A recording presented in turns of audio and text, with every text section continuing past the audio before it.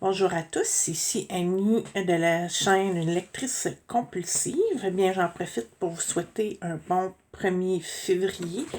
Pour ceux qui ne le savaient pas, ben, c'est un mois spécial pour moi. Pas seulement parce que j'écris de la romance, puis c'est la Saint-Valentin dans 2 semaines, mais parce que aussi c'est le mois du syndrome de Turner, en fait, qui est pour justement profiter de ce mois-là, pour le faire connaître. Et justement, je vais en profiter. C'est le sujet de ma nouvelle dans Snowin. Donc, je vous avertis que la prochaine partie de ma vidéo va être en anglais. Donc, je m'excuse un peu pour mon accent, mais je vais faire le mieux que je peux. Je vais vous lire le début. Fait que si jamais vous voulez connaître la suite, j'ai quelques copies en vente lors de mes événements littéraires. Ou bien, vous pouvez aussi vous procurer une version numérique gratuitement en allant sur le lien que je vais vous laisser dans la barre d'informations.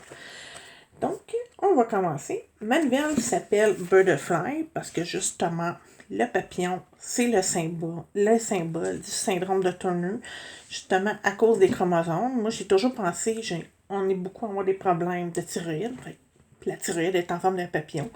Ça fait que ça pourrait être aussi cette raison-là. Donc voilà. Donc, voici le début de Butterfly. December 1st, 2016.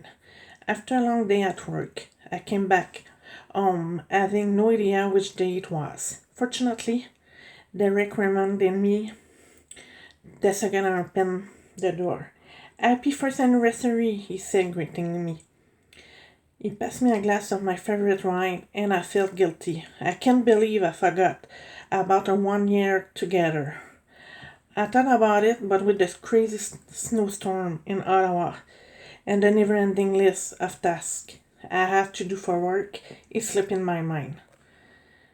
I have a surprise for you. He pointed a package on the table. It came in the mail today.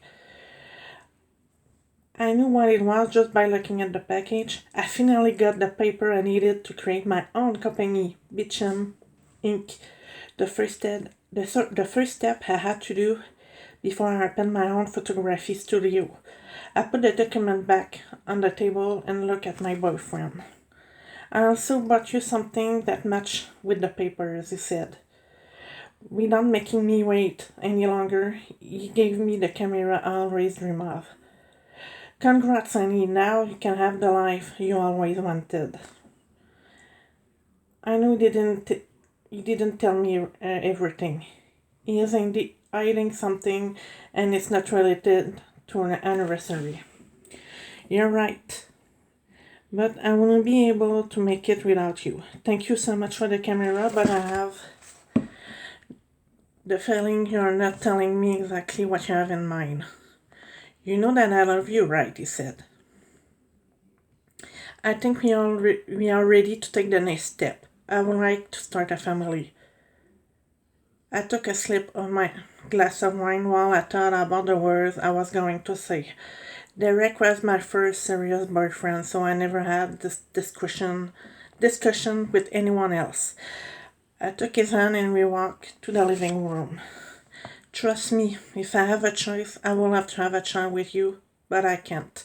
At least not the biological way, I told him. What do you mean? He frowned, wondering what I was going to answer him. When I was born, the doctor found out that I was missing a chromosome and I had Turner syndrome. I can't get pregnant. Especially because I have a risk of aortic dissection. I have great chances to die if I ever gave birth. I didn't tell you sooner because since I was a little girl, I wanted to have a normal life more than anything. To be honest, it's not something I like to talk about. My boyfriend leaned back and his gaze streaming away I never saw before. I knew I wouldn't like what would come out from his mouth next. Listen, Amelie, I get it more than you think, but having biological children is very important for me, and I want a family before it's too late. We are in our 30s. I can't wait any longer. I don't want you to risk your life, but I don't want to close the door of that dream because you can't. I'm sorry. He looked away. When he finished his speech, he stood up and walked out to a bedroom to get some of his stuff. I wanted to ask him to stay, but I couldn't make a sound. I dropped the camera I have been holding. Just like my heart, it broke in a million pieces. I will come back for the rest of my stuff tomorrow. I'm going to sleep at my brother's tonight. It's over, Emily. I hope one day you will understand because it will never work between us. Donc, en fait, justement, j'ai décidé, tu sais, souvent, les enfants ne sont pas obligés d'avoir un certain nombre de tourneurs. Souvent, j'ai remarqué, de nos jours, dès que tu commences vraiment à t'ouvrir, il y a certaines personnes qui vont juste partir dès que tu leur dis la vérité. Et encore là, malheureusement, c'est ce qui arrive avec Derek. Elle finalement décide de s'ouvrir, de dire, ben, je peux pas avoir d'enfant, puis il part. Donc, c'est ça le début de l'histoire. Est-ce qu'ils vont se revoir? Ça, c'est à vous de le découvrir. Mais en gros, c'est ça l'histoire. Elle lui explique qu'elle a le syndrome de Turner, qu'elle ne peut pas avoir d'enfant de manière biologique, mais que lui, c'est trop important pour lui et qu'il ne pourra pas il veut pas abandonner ce rêve-là. Donc, c'est triste, mais je trouvais que c'était une partie tellement importante du syndrome. Il y a tellement d'autres effets, mais je suis allée avec ça. Et ben, je vous rassure, moi, je n'ai pas de problème avec mon cœur, mais effectivement, il y a certaines personnes qui ont des risques cardiaques, donc tomber enceinte pourrait causer des problèmes, effectivement. Donc, c'est tout. J'espère que vous avez aimé l'extrait.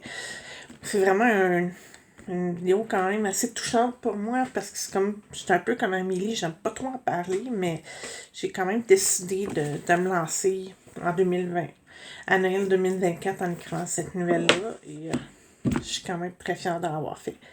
Donc, je vous revois à une prochaine vidéo. N'hésitez pas à appuyer sur le petit pouce et aussi à vous abonner, que ce soit sur mon Instagram ou ici, pour ne rien manquer.